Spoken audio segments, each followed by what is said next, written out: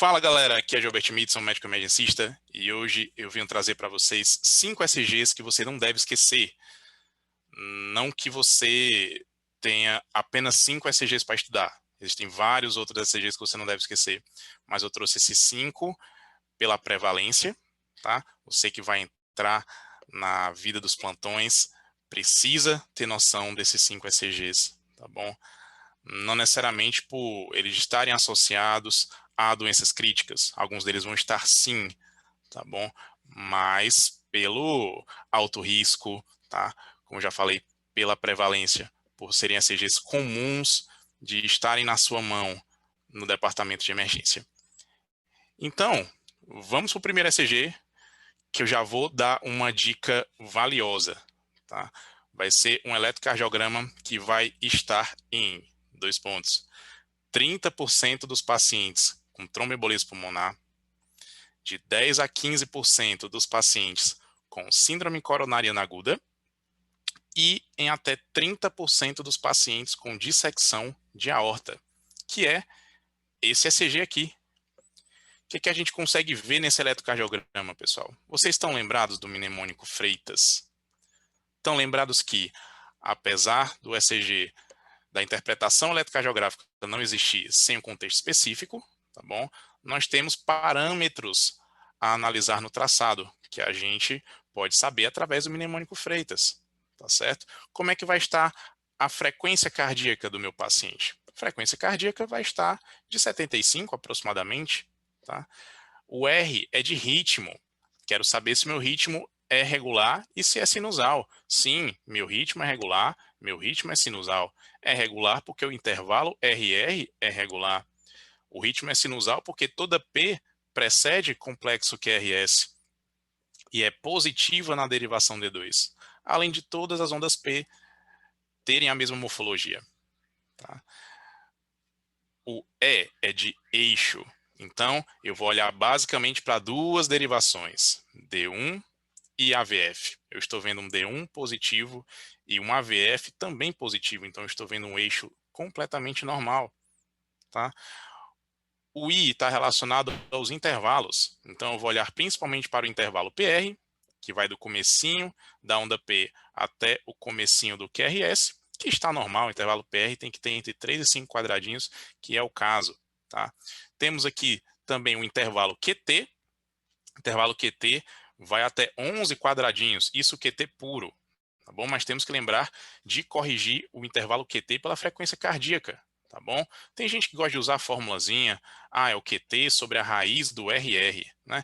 Eu particularmente gosto de traçar um intervalo RR, por exemplo, esse intervalo RR de D1, né? Nós vamos traçar uma linha imaginária no meio do intervalo RR, a onda T passa da linha imaginária? Não passa. Então temos um intervalo QT corrigido normal, tá certo? Mas lembrando que isso vai funcionar apenas para uma frequência cardíaca de até 120. Mais do que isso, essa regrinha prática não funciona. Certo, gente? O T está relacionado à onda T, então nós temos ondas T proporcionais ao QRS em amplitude, tá? Ondas T assimétricas, sem maiores anormalidades. Em relação ainda aos intervalos, nós temos que lembrar do QRS, né? Nós temos um QRS estreito, não temos alta voltagem, tá? De forma significativa. Não temos baixa voltagem também, exceto aqui na derivação D3, não vemos outros sinais de baixa voltagem em outras derivações, tá bom? Em relação ao A de átrio, a gente vai avaliar a onda P. As melhores derivações para a gente ver onda P são D2 e V1, tá bom? D2, não vejo anormalidades em onda P.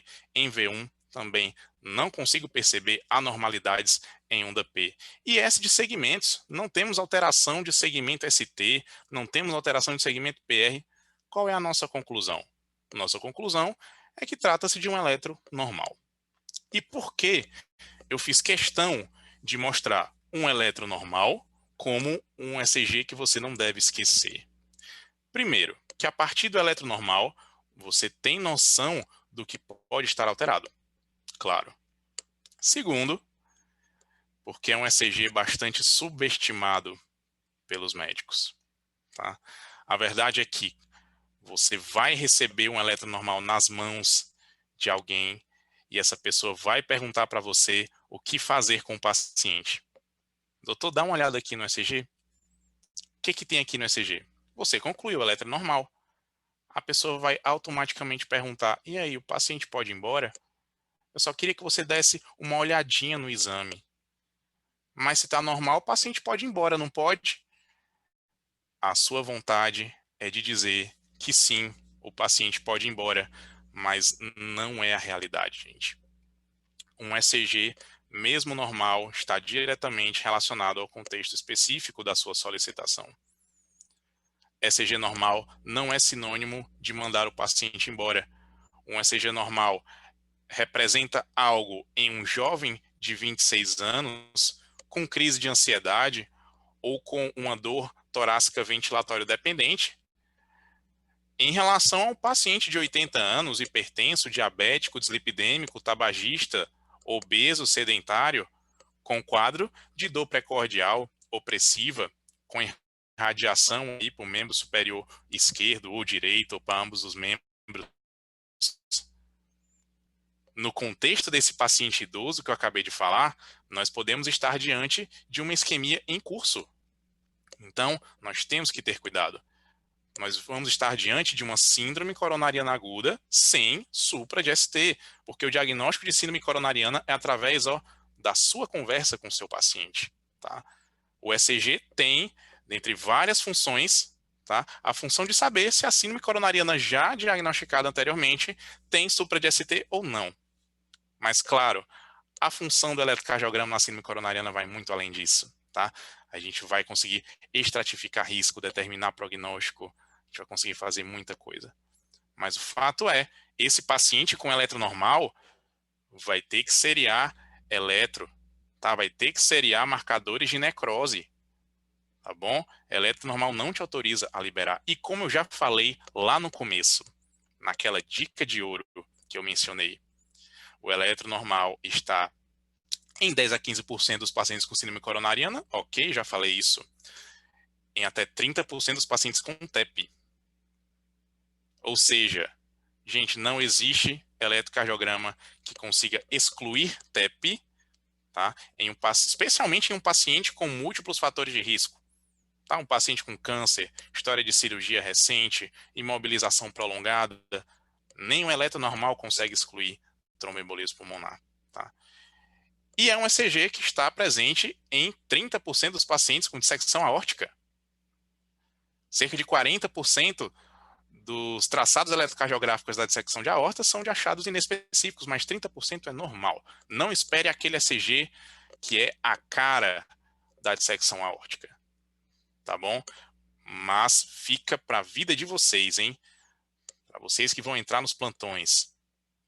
Se alguém chegar para você com eletro, você vê que é normal, e a pessoa perguntar o que você tem que fazer, a resposta é: eu preciso conversar com esse paciente. Porque você tem que determinar o contexto específico. Beleza, gente? Esse foi o primeiro eletrocardiograma que você não deve esquecer, tá? Vamos falar do segundo? O segundo também é muito bacana, é muito importante. Esse é o segundo eletrocardiograma. E o que a gente consegue ver aqui, tá? A gente consegue ver uma frequência cardíaca baixa, então nós temos uma bradicardia, tá? Uma bradicardia até importante. Temos um ritmo aparentemente irregular, na verdade, tá? Mas nós temos uma discrepância entre os intervalos PR. Tá? Os intervalos PR aqui na derivação D2, na faixa longa, são distintos. Esse intervalo PR é diferente desse intervalo PR. Aqui a onda P está grudada praticamente no QRS, que é diferente desse intervalo PR. Por outro lado, nós temos um intervalo PP, ou seja, a distância de uma onda P para outra, fixo. Então, a distância dessa onda P na faixa longa do D2 para essa é igual à distância dessa onda P para essa. Então, os átrios estão batendo em um ritmo próprio. e não depende dos ventrículos, né? Nós temos um grau de dissociação atrioventricular. E no contexto de uma bradicardia, nós temos que pensar no bloqueio atrioventricular total. Então, esse é um ECG que mostra um BAVT. Tá? Gente, sobre o BAVT, o que eu quero deixar claro para vocês? Primeiro, que é um ritmo perigoso. Tá? O paciente tem chance de fazer um choque frequência dependente. Tá bom? Então é um ritmo, então é um ECG que a gente tem que fazer uma intervenção o quanto antes, tá? Mas não necessariamente a intervenção é aquela descrita no ACLS, por exemplo. Porque o que o ACLS fala para você? Ah, toda bradicardia instável, toda bradicardia sintomática, eu tenho que fazer atropina. Se não funcionar, eu tenho que fazer dopamina ou epinefrina, ou botar o marcapasso transcutâneo. Mas, gente, mesmo se tratando do BAVT, a verdade é que não é bem assim. Diante de uma bradicardia sintomática, como o BAVT, a gente tem que se perguntar por que esse paciente fez um BAVT. Poxa, se o meu paciente fez um BAVT por uma hipercalemia, o tratamento para esse doente não vai ser, pelo menos a princípio, marca-passo transcutâneo ou transvenoso.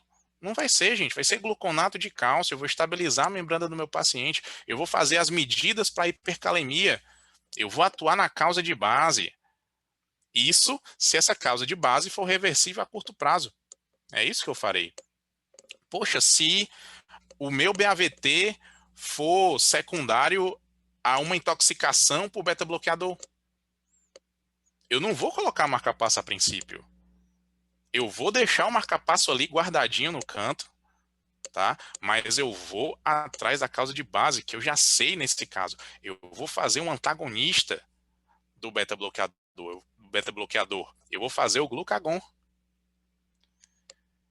Gente, bradicardia não é só atropina, não é só marca-passo. A gente tem que pensar fora da caixa. A gente tem que ir muito além disso, tá? Reconhecer um BAVT, eu sei que você muito provavelmente sabe reconhecer. Se não sabe, a gente recapitula aqui: intervalo PP fixo, intervalo PR variável, um grau de dissociação atrioventricular, tá? Geralmente com bradicardia, tá bom? Mas fiquem atentos à causa de base. No caso desse eletrocardiograma, o que a gente consegue ver na parede anterior? A gente consegue ver supra de ST, tá? A gente consegue ver, inclusive, em D1 e em AVL. Será que esse paciente pode ter feito um bloqueio por isquemia miocárdica? Muito provavelmente sim. Mas lembrem-se, o bloqueio atrioventricular total tem maior relação com infarto de parede inferior que com infarto de parede anterior. Tá? Temos que lembrar que o infarto de parede inferior pode ter relação com o infarto de ventrículo direito. E qual a artéria que vai irrigar o ventrículo direito na sua maioria? Né? Vai ser a artéria coronária direita. E nós temos que lembrar que a artéria coronária direita vai emitir um ramo para o nó sinusal e vai emitir um ramo para o nó atrioventricular. Então, o meu paciente pode fazer uma bradicardia sintomática, inclusive o BAVT. Tá? Mas claro, gente, eu estou falando de causas reversíveis a curto prazo. Se você não conseguiu achar causa reversível a curto prazo, ou você até encontrou uma causa reversível, mas que você não vai conseguir atuar nela no momento, gente, esse paciente vai merecer um marca-passo transvenoso, para a gente pelo menos tirar esse paciente do estado de emergência que ele se encontra. Tá? Então, vamos fazer aqui um resumo. Tá? A gente já sabe identificar um BAVT, já falei para vocês. A gente sabe que existem causas de BAVT, tá? Especialmente, vamos lá, intoxicações, passa também por isquemia miocárdica, temos que lembrar também do hipotireoidismo, tá certo? Temos que lembrar da hipercalemia, ok? E a gente sabe que em algumas situações nós não vamos conseguir reverter a causa do BAVT imediatamente. Então esse paciente vai se beneficiar de um marca-passo transvenoso, ok? Temos que lembrar que bradicardias que gerem um QRS alargado, tá, dificilmente terão uma resposta significativa à atropina, tá bom? Então a gente já pode considerar aí nas sintomáticas um marca-passo, tá bom? Marca-passo transvenoso. Isso aí era o que eu tinha para falar sobre o BAVT, pessoal. Esse é o nosso segundo ECG que nenhum de nós devemos esquecer, tá? Bora lá para o terceiro? Vamos falar do terceiro eletrocardiograma que a gente não deve esquecer? É esse, gente. E por que esse ECG é tão especial? Primeiro, o que a gente está vendo aí? Nós estamos vendo uma taquicardia, tá? Frequência aí bem elevada, certamente maior que 150, chega aí a aproximadamente 170, em algumas faixas chega a 200, né? 200 ou mais, ok? Chega a mais de 200 aí, na verdade. Okay? E o QRS, gente? Como é que está o QRS dessa taquiarritmia? Está largado. Nós temos um QRS largo. A verdade é que eu adoro quando eu pergunto para o pessoal do internato o que você está vendo no ECG. O que vocês estão vendo no ECG, pessoal? E, gente, eles me falam, eu estou vendo uma TV monomórfica. Não sei se na maior inocência, tá? Porque muita gente adora fazer aquela diferenciação entre taquicardia ventricular e taque supra com aberrância. Mas eu percebo que muita gente responde TV monomórfica e eu admiro muito isso. Por quê? Porque é exatamente como nós devemos tratar essa taquiarritmia. E eu vou dizer por quê. Como eu já falei para vocês, existem critérios estudados há um tempo já para diferenciar taquicardia ventricular de uma taquicardia supraventricular com aberrância de condução. Ok? O critério mais famoso é o critério de Brugada, são os critérios de Brugada, na verdade.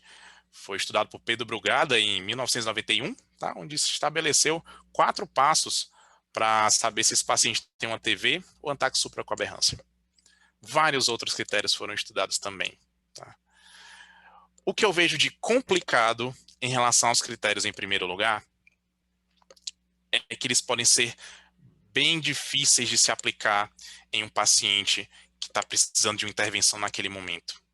São critérios que necessitam de uma expertise, que você tem que ter uma avaliação bem eficaz de eletrocardiograma, e isso pode ser difícil, memorizar um critério específico com muitos passos para alguém inexperiente. Alguém que está se aventurando nos plantões, alguém que se formou agora. Tá? Muitas vezes não vai ser a realidade do departamento de emergência. Essa é a minha visão sobre esses critérios, mas vamos falar de literatura. Já falei para vocês, os primeiros critérios para diferenciar TV de taque supra com aberrância foram propostos por Pedro Brugada em 91. Tá bom?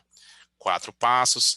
Se o paciente obedecer qualquer um dos primeiros passos, e os últimos também, na verdade, se obedecer qualquer um dos 4 passos, o paciente vai ter uma TV. Se a resposta for não para esses 4 passos, o paciente vai ter uma taquicardia supraventricular com aberrância. O primeiro estudo do Pedro Brugada concluiu que a taquicardia ventricular conseguia ser detectada com alta acurácia diagnóstica, né?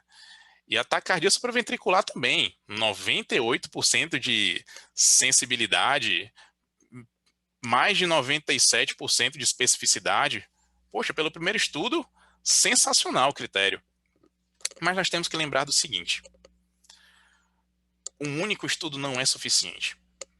Critério que é estudado deve ser também validado. E as tentativas de se validar os critérios de Brugada não foram satisfatórias. Avaliações feitas em seguida, posteriormente ao estudo de Pedro Brugada, concluiu que os critérios conseguem errar em até 30% das taquiarritmias de QRS largo. Você contrataria um profissional que erra em 30% das vezes?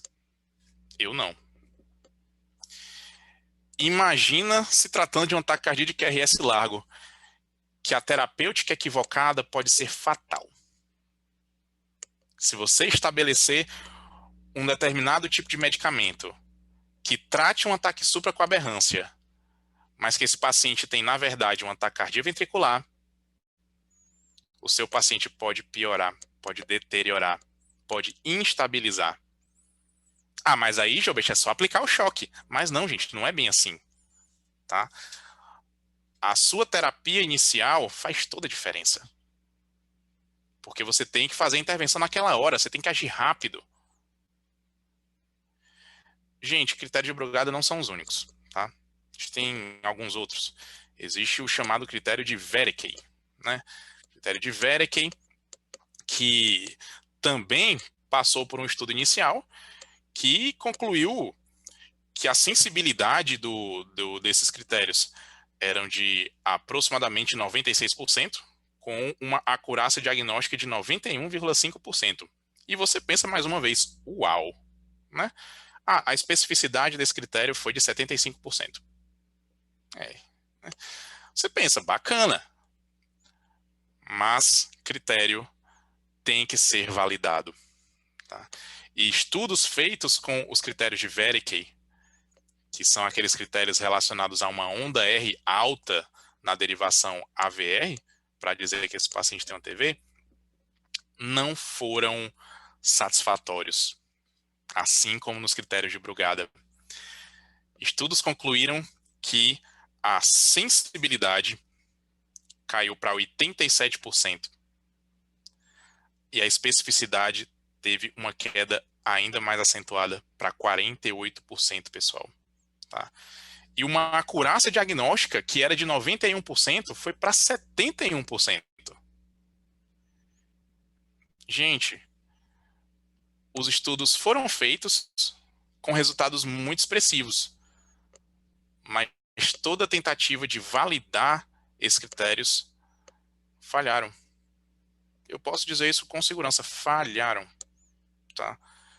Então, juntando com o fato de você ter que memorizar critérios específicos para poder usar na prática em pacientes que estão precisando de intervenção naquele momento, com uma falha de validar esses critérios, eu vou dizer uma coisa para vocês.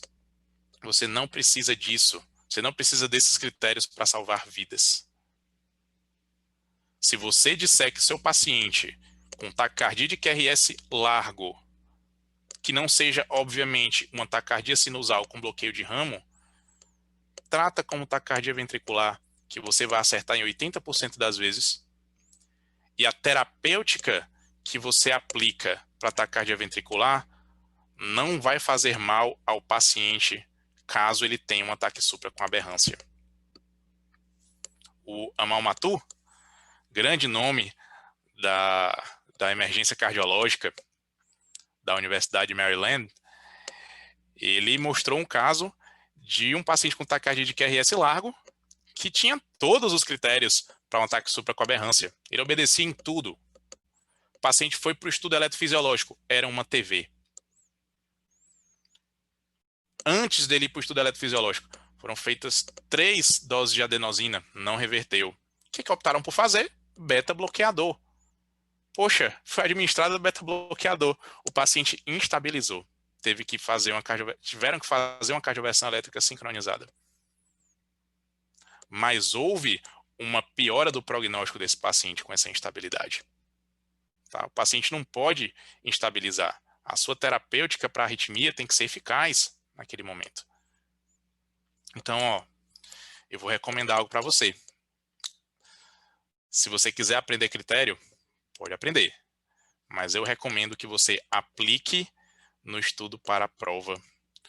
Ou quando você for fazer a prova, seja de residência, seja de título de especialista.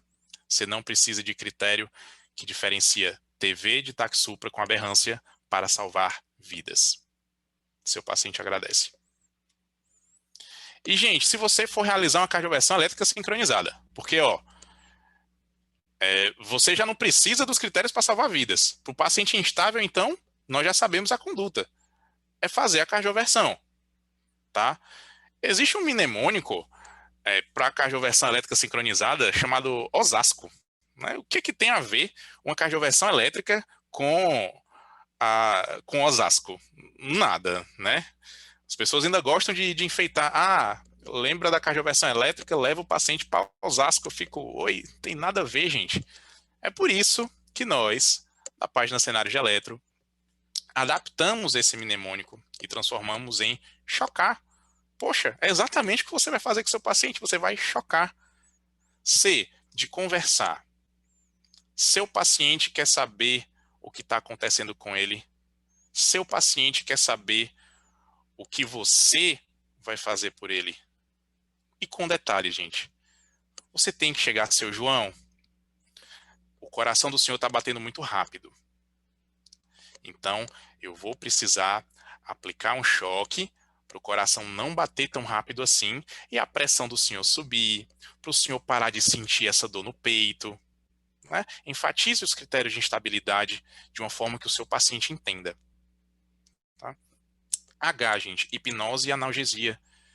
Então, eu tenho que fazer com que esse paciente tenha uma sensação de dor menor. Eu tenho que rebaixar também o sensório do meu paciente. Tá bom? Não posso simplesmente dar o choque sem fazer medicações antes. Tá? Esse é o princípio do H. O O é de oxigênio. Tá? Mas assim, oxigênio se necessário. Tá bom? E lembrar que o paciente que vai fazer procedimento que envolve sedação vai ter que ter material de intubação perto. Tá bom? Lembrem-se disso. O C é de comando sync e carga, hein? Ficou faltando um outro C aqui do lado, que é de carga. Vamos explicar de um por um. Carga, gente, você vai ajustar de acordo com o ritmo do paciente. Paciente com QRS alargado, com taquiarritmia, você pode começar com 100, você pode ir logo para 200, não tem problema. Tá? Comando sync, gente. O seu paciente agradece se você ligar, tá? Você tem que evitar um fenômeno chamado R sobre T. Tá bom? Então você tem que apertar o comando sync para que o choque caia em cima do QRS e não da onda T.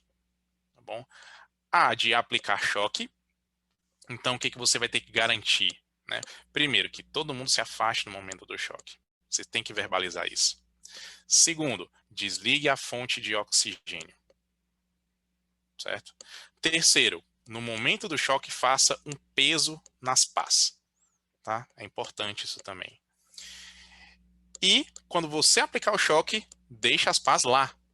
Porque você tem que ver se o ritmo reverteu, se o ritmo não reverteu, ou se ele acabou degenerando para uma fibrilação ventricular, por exemplo. Tá? Importantíssimo isso. R de reavaliação. Tá? A parte inicial da reavaliação eu acabei de falar. Mas a gente também tem que reavaliar o paciente. Esse paciente melhorou dos critérios de instabilidade que levaram a gente a fazer a cardioversão elétrica? Como é que está o sensório do meu paciente? O paciente melhorou da dor precordial? O paciente melhorou da dispneia? Como é que estão os sinais vitais? Gente, quando eu adoto uma terapia, eu tenho que reavaliar a resposta. Tá? Então, esse é o nosso mnemônico, o chocar, gente. Não tem nada melhor para a cardioversão elétrica. Vamos para o quarto eletrocardiograma, pessoal. Todo mundo pronto? E, gente, o quarto eletrocardiograma é um dos meus favoritos, sem sombra de dúvida. Que é esse. Um ECG que eu tenho certeza que você sabe reconhecer. Por quê? Porque as alterações aqui são óbvias, na verdade, né? Nós temos um supradesnivelamento de ST em D2, D3 e AVF. Tá? O que isso pode significar? Por incrível que pareça, eu vou dizer para você, depende do contexto. Tá bom? Se eu tenho um paciente com uma dor precordial compatível com isquemia, num paciente hipertenso, diabético e dislipidêmico, eu vou estar diante de uma síndrome coronariana aguda. Ok. Mas o supra de parede inferior tem um detalhe importante. Primeiro, na verdade, há vários detalhes importantes. Primeiro, diante de um supra inferior, eu vou rodar derivações direitas, tá? V3R, V4R, para avaliar acometimento de ventrículo direito. Segundo, eu tenho que fazer um screening mínimo para dissecção aórtica, tá? Porque as dissecções proximais podem ocluir o ósseo da coronária direita. Então, meu paciente vai fazer supra de parede inferior, ele vai fazer uma síndrome coronariana aguda, mas, muitas vezes, com um caráter distinto de dor. Dor torácica intratável, que não passa com analgésico nenhum, eu tenho que lembrar de dissecção aórtica. Paciente com dor precordial com déficit neurológico focal, tenho que lembrar de dissecção aórtica também. Paciente com dor precordial e derrame pleural bilateral ou só à esquerda, tá bom? Ou com derrame pericárdico junto, tenho que lembrar também de dissecção de aorta. Tenho que medir pressão nos dois membros, tá? Tenho que ver simetria de pulso. Se eu tiver uma elevada suspeita de dissecção de aorta, leve esse paciente para angio-TC primeiro, tá bom? Importantíssimo. Eu também consigo ter uma noção de qual a artéria é culpada pelo infarto, tá, gente? Se eu tenho aqui, ó, um supra de ST na derivação D3 maior que o supra de ST na derivação D2, eu vou ter um provável acometimento de coronária direita, tá? O que reforça isso? O infra de ST na derivação D1, tá bom? Se eu tenho um supra de D2 igual ou maior que o de D3, tá? Com um D1 isoelétrico, ok? Com supra de parede lateral baixa, V5 e V6, eu vou ter que lembrar, sim, de um acometimento de circunflexa, tá bom? Que é outra artéria aí que vai irrigar a parede inferior, tá? Outra coisa que nós temos que lembrar em relação ao supra-inferior é que muitas vezes, no contexto de uma síndrome coronariana, ele não vai aparecer de cara. Dentre as alterações precoces, nós podemos encontrar a inversão de T ou infra de ST na derivação AVL. Muitas vezes é o primeiro sinal de um isquemia em curso. Se eu desse um nó na minha artéria coronária direita, primeiro o AVL ia inverter a onda T, depois o ST em D2, D3 e AVF subiria, tá bom? Então, muito cuidado com isso, certo? Supra-inferior também tem relação com o acometimento posterior. Então, sim, esse paciente vai precisar de derivações posteriores, V7 a V9, tá certo? Então, é outro detalhe importante. E, gente, eu gosto muito de falar que o supra de parede inferior, melhor, a parede inferior, na verdade, é uma parede coringa.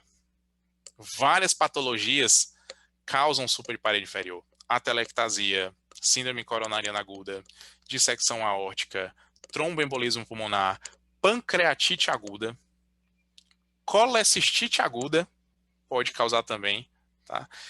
E eu já botei na página, inclusive, hein, um caso de intoxicação por lítio causando supra de parede inferior também, ok? Então, por isso que o contexto é fundamental.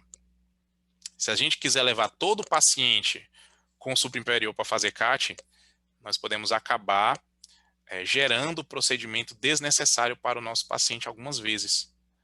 Mas, claro, se a sintomatologia que levou ao supra inferior, tá, não puder ser diferenciada de um infarto, pelo que for, seja pela dor ou por equivalentes aginosos, a minha primeira, segunda e terceira hipótese é infarto agudo do miocárdio. Certo, gente? Peculiaridade do infarto de ventrículo direito. É um paciente que pode se manifestar sem congestão pulmonar, tá? Pode se manifestar com hipotensão, bradicardia, como eu já mencionei, hein? Falei lá no BAVT, porque que esse paciente faz bradicardia. Então, muito cuidado com essa tríade do infarto de VD.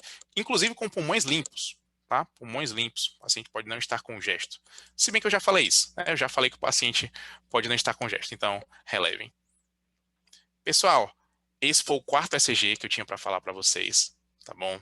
E como eu já falei, é um dos meus favoritos.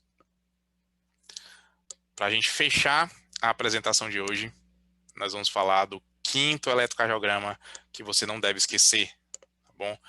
Importantíssimo, que vai ser esse aqui. E o que a gente consegue ver nesse eletrocardiograma? Vamos ser um pouco mais diretos em relação ao que está alterado, né? A gente consegue ver em V2 a V4 uma onda T apiculada, bem pontiaguda, tá? E com base estreita. O que pode sugerir uma onda T com essa morfologia? Pode sugerir uma hipercalemia, ok. Mas qual é o cuidado que nós devemos ter? O cuidado que a gente tem que ter é que eu só consigo ver essa alteração de onda T em V2 a V4. Que quer queira, quer não, respeita a anatomia de uma artéria, da descendente anterior. Tá? Então é por isso que eu tenho que conversar com o meu paciente. Porque um paciente que se queixa de moleza, fraqueza, de sintomas totalmente inespecíficos, a gente começa a ficar com a pulga atrás da orelha em relação à hipercalemia. Tá? Se o meu paciente tiver uma dor precordial, compatível com isquemia, eu vou ter que pensar no infarto agudo do miocárdio, por que não em fase hiperaguda? Porque hipercalemia não é a única causa de onda T apiculada, de forma nenhuma. Tá? A fase hiperaguda do infarto está bem ali, juntinho. Tá bom? Mas vamos lá. Vamos supor que o nosso paciente apresenta sintomas inespecíficos, apresenta essa alteração nas ondas T dessa parede. Tá bom? Eu vou dosar o potássio. Tá? E o que muita gente fala é que o valor do potássio, em torno de 6, 6,5, é o nível sérico de potássio que vai gerar a onda T apiculada. A verdade é que não necessariamente. Depende. Emergencista adora essa resposta. Adora dizer que depende.